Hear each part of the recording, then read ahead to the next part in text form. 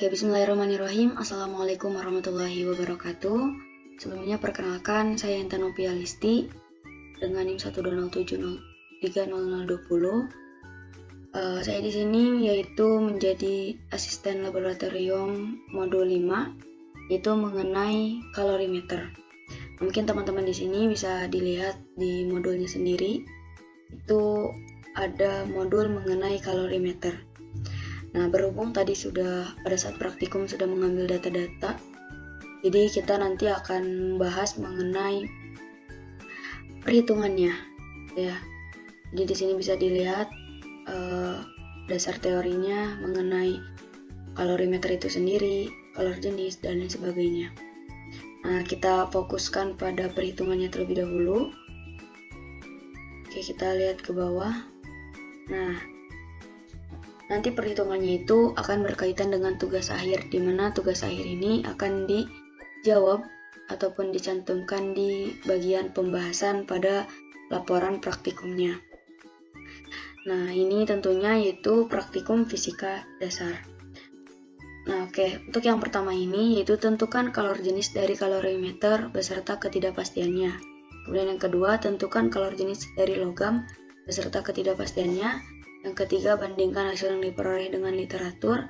Yang keempat, faktor-faktor apa yang mempengaruhi percobaan Anda ataupun percobaan dari teman-teman semua.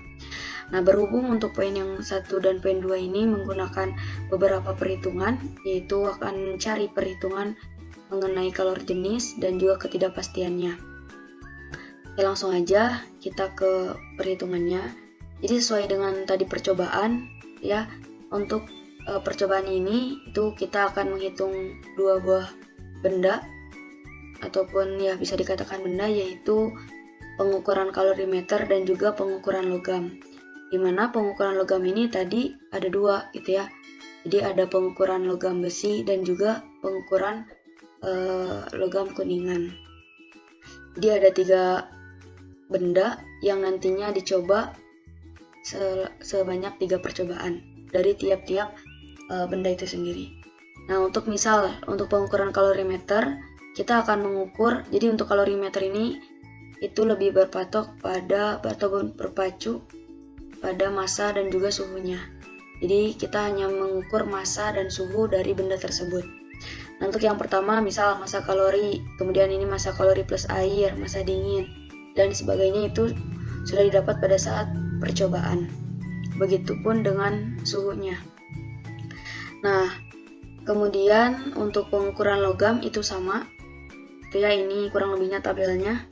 Jadi nanti untuk pengukuran logam ini ada 4 tabel. Misal ini yang besi, kemudian yang kedua yang kuningan itu dibuatkan logam seperti ini, ya. Oke. Jadi di sini ada nomornya itu 1, 2, 3, itu karena kita misal dalam besi ini yaitu 3 percobaan. 1, 2, 3.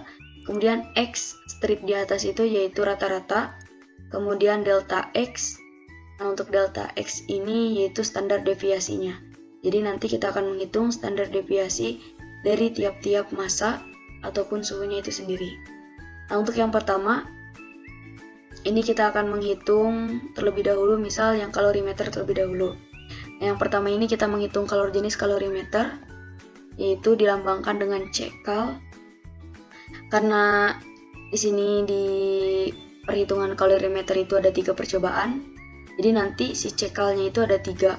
Nah, misal nih CKal percobaan yang pertama yaitu rumusnya massa panas MP itu massa panas percobaan 1 dikalikan dengan C air, di mana C air ini sudah menjadi ketetapan yang mutlak, yaitu nilainya 1, kemudian dikalikan dengan TP1, TP itu suhu panas, dikurangi TS itu suhu timbang, kemudian dikurangi massa dinginnya pada percobaan pertama, kemudian dikalikan dengan C air, dikalikan lagi dengan suhu timbang pada percobaan pertama, dan dikurangi dengan suhu dinginnya. Kemudian dibagi dengan massa kalorimeter itu sendiri, dikalikan dengan suhu timbang dikurangi suhu dinginnya. Nah, misal ini untuk percobaan yang pertama. Nah, untuk CKal percobaan kedua atau CKal 2 itu kurang lebihnya sama. ya. Yang membedakan mungkin nanti nilai-nilainya itu sendiri. Jadi data-data yang sudah kita dapat tinggal dicantumkan aja, dimasuk-masukkan atau disubstitusikan.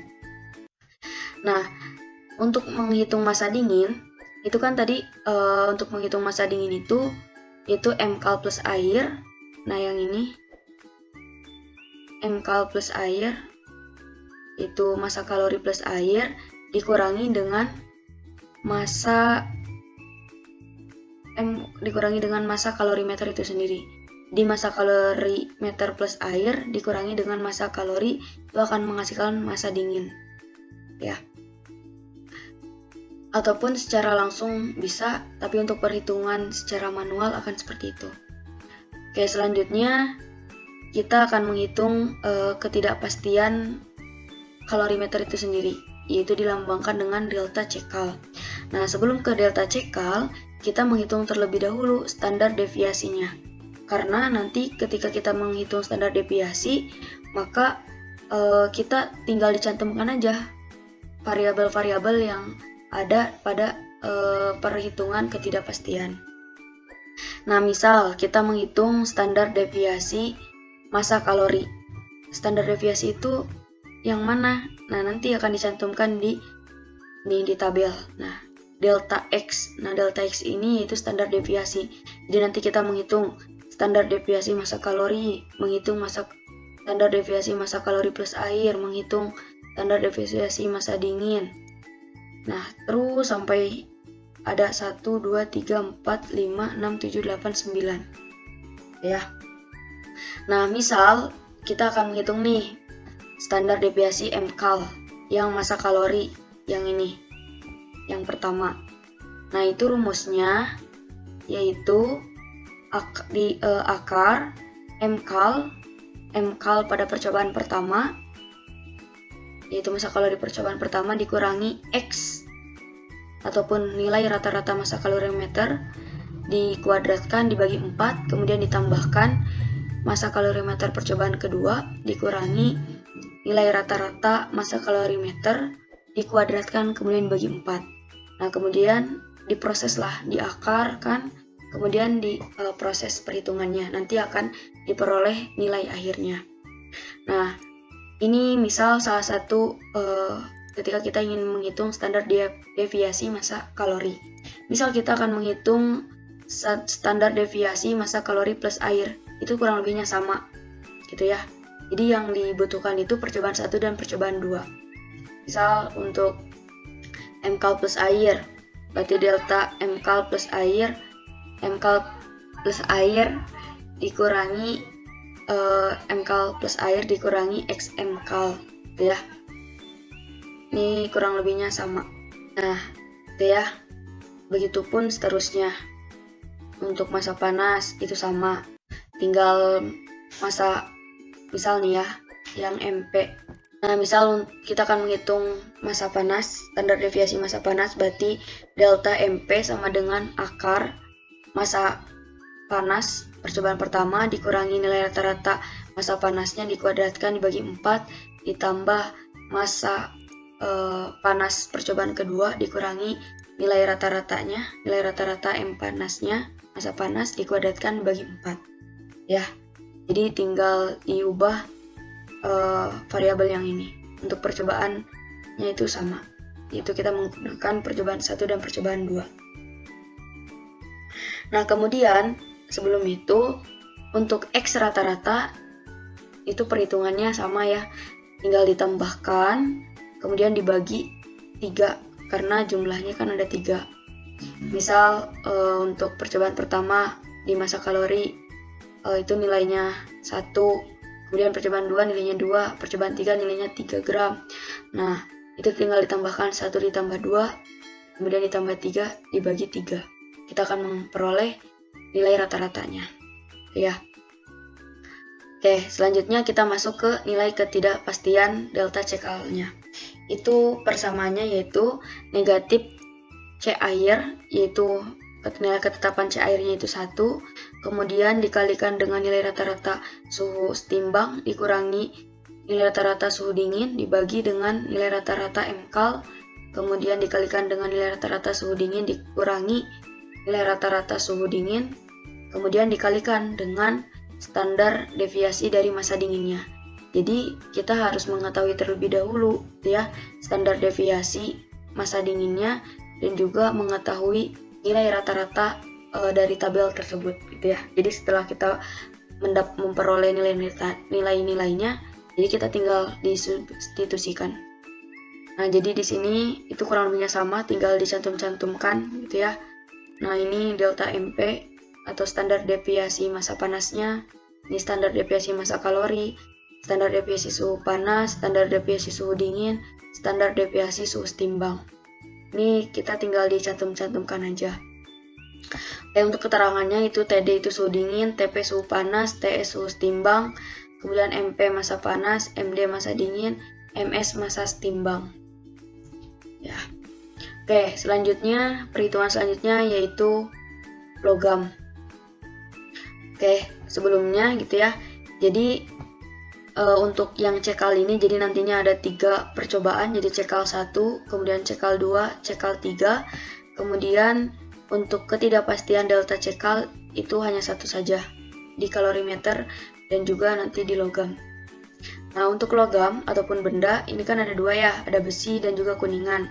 Misal kita misalkan menghitung standar deviasi benda, misal bendanya itu besi, yaitu sama perhitungannya seperti yang tadi, itu massa benda sama dengan atau massa besinya itu akar massa benda 1 atau massa besi satunya dikurangi nilai rata-rata massa bendanya, atau kita misalkan besi percobaan 1 kemudian dikuadratkan dibagi 4 ditambah massa bendanya atau di sini massa besinya pada percobaan kedua dikurangi nilai rata-rata massa bendanya dikuadratkan dibagi 4. Misal kalau kuningan itu sama massa benda ataupun massa kuningan percobaan pertama dikurangi nilai rata-rata massa kuningannya, kemudian dikuadratkan dibagi 4 ditambah massa kuningan percobaan kedua dikurangi nilai rata-rata massa kuningannya dikuadratkan dibagi 4 dengan akar diakarkan. Kurang lebihnya sama gitu ya, seperti yang kalorimeter. Nah, untuk kalor jenis itu pun sama. Misal kalor jenis yang besi, misal di sini ini C-log itu maksudnya logam, misal C B1 gitu ya, atau B1 itu besi gitu ya. Nah, ini rumusnya MKal 1 dikali CKal 1 dikalikan TS1 dikurangi TD1 ditambah MD1 dikali C air dikalikan dengan TS1 dikurangi TD1 dibagi dengan MB. MB itu massa bendanya. Misal kita yang pertama itu besi dulu, jadi massa besinya berapa dikalikan dengan TP1 percobaan 1 dikurangi TS1. Nah, itu pun sama gitu ya, karena ada 3 percobaan. Ini C, misal C besi 1, C besi 2, C besi 3. Karena kan ada 3 percobaan tuh. Nah, setelah itu kita menghitung ketidakpastiannya. Ketidakpastian dari logamnya.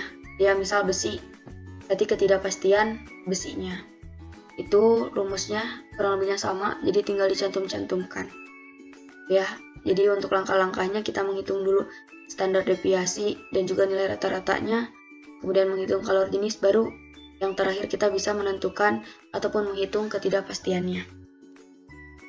Nah, jadi ini misal yang besi. Nah, untuk kuningan itu kurang lebihnya sama gitu ya. Jadi nanti untuk ketidakpastian itu ada 3, yaitu ketidakpastian kalorimeter, ketidakpastian besi, dan ketidakpastian kuningan. Oke, untuk perhitungannya kurang lebihnya akan seperti ini gitu ya. Jadi teman-teman tinggal cantumkan data-data yang diperoleh pada saat praktikum. Oke, mungkin hanya ini yang dapat saya sampaikan, kurang lebihnya mohon maaf. Wassalamualaikum warahmatullahi wabarakatuh.